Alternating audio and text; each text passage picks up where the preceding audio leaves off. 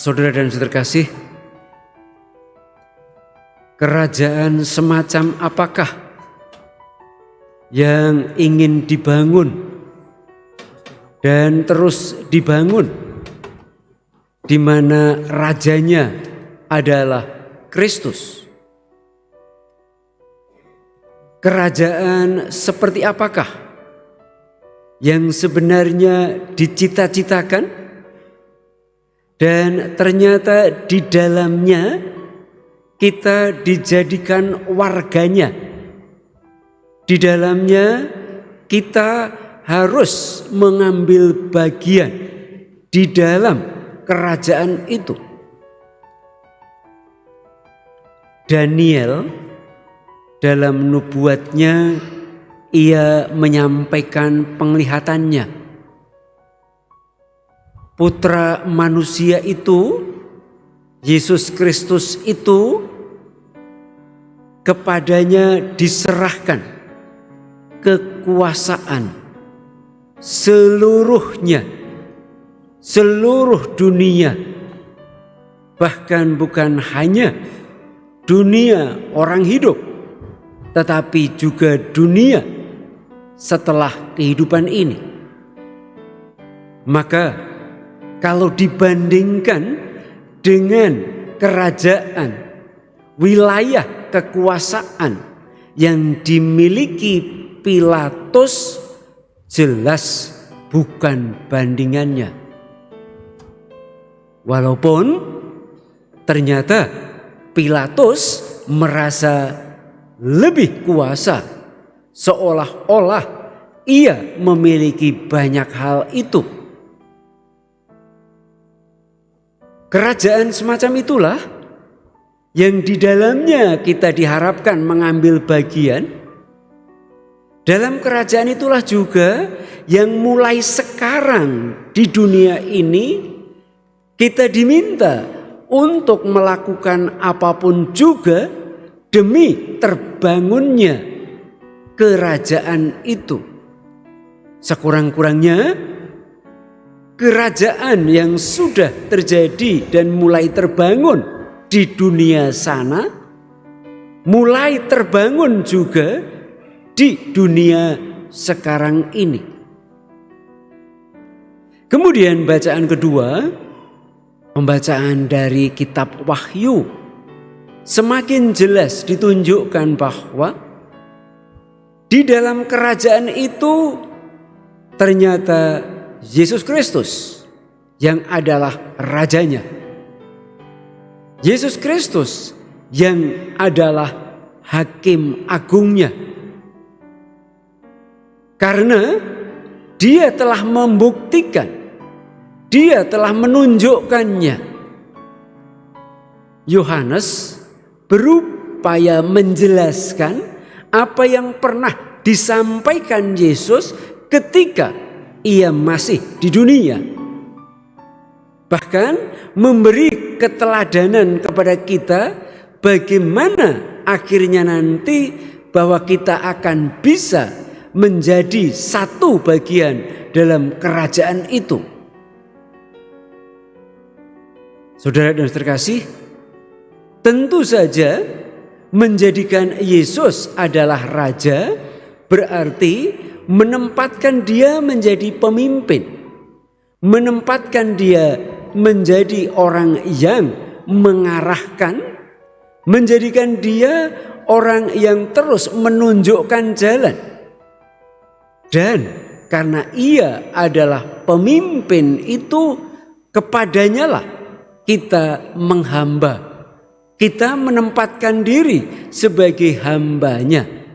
Dan karena menjadi hambanya, kita diminta untuk taat kepadanya. Taat kepada apa yang diajarkan, taat kepada apa yang ia perintahkan. Dan lebih daripada itu, taat kepada dia yang telah memberikan teladan itu. Bagaimana ia hidup di dunia ini. Ia bergaul dengan orang-orang di sekitarnya. Ia menjadi warga dari suatu pemerintahan tertentu. Ia menjadi teman bagi orang-orang di kalangannya. Ia mengambil bagian dalam kehidupan konkret yang nyata itu. Saudara dan terkasih, hari ini adalah minggu terakhir dalam penanggalan liturgi. Minggu depan kita memasuki masa yang baru, masa Advent. Masa biasa ini kita tutup dengan menempatkan Yesus sebagai Raja semesta. Maka menurut saya bagi kita waktu yang baik untuk berefleksi, untuk bertanya kepada diri kita sendiri sebagai pribadi, tetapi juga sebagai anggota komunitas dan juga sebagai anggota gereja. Apa yang sebenarnya telah kita lakukan selama setahun ini? Keberhasilan apa yang kita peroleh? Tapi juga sekaligus kegagalan macam apa yang nyatanya kita alami dalam setahun ini? Apakah betul kita menghayati diri sebagai anak-anak Allah yang dalam segala keadaan tetap punya harapan? Atau juga seringkali kita putus asa? Kita semua mempunyai peran dalam kehidupan masyarakat, kehidupan menggereja. Betulkah kita sungguh menjadi bapak yang baik? Betulkah saya menjadi ibu yang baik? Betulkah saya menjadi pastor yang baik? Betulkah saya menjadi kakak atau adik yang baik? Betulkah kita menjadi saudara bagi yang lainnya? Itulah peran-peran yang selama ini kita jalankan. Dan bahkan oleh Tuhan mungkin sekali kita diberi kesempatan istimewa untuk menunjukkan itu semua. Untuk menunjukkan diri bahwa kita bukan hanya anak-anak dari orang tua dalam keluarga, tetapi juga kita anak-anak Allah dalam keluarga besar.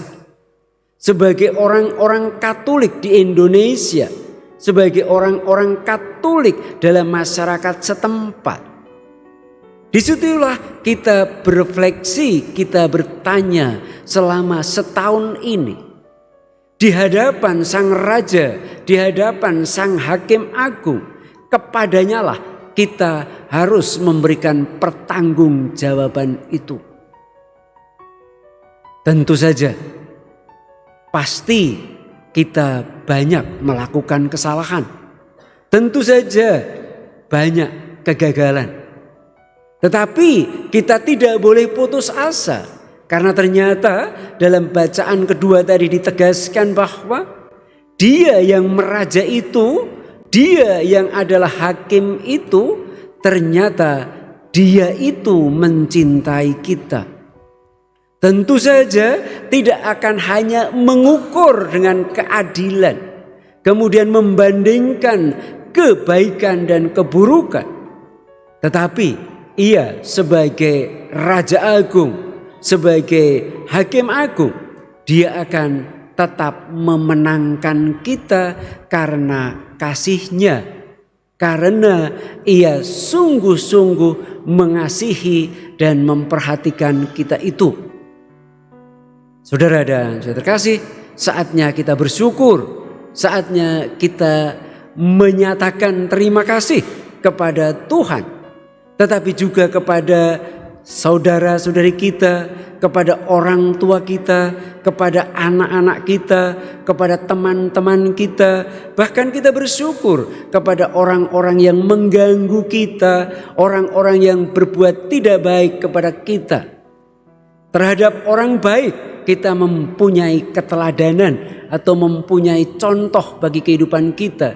Bagi yang kurang baik kita diberi kesempatan untuk belajar itu. Saudara dan terkasih, semoga Kristus Raja semesta tetap akan menjadi Raja kita, dan di dalamnya kita perlahan-lahan setelah melewati 1 tahun ini kita dapat menunjukkan sesuatu yang lebih baik karena kita siap untuk membangun kembali kerajaannya, kerajaan di dunia ini di mana kita tempatkan Yesus sebagai Raja yang mulia itu, dan kita siap untuk menjadi hambanya yang lebih baik. Kita siap untuk menjadi taat kepadanya agar terbangun keadaan dan juga komunitas yang lebih baik.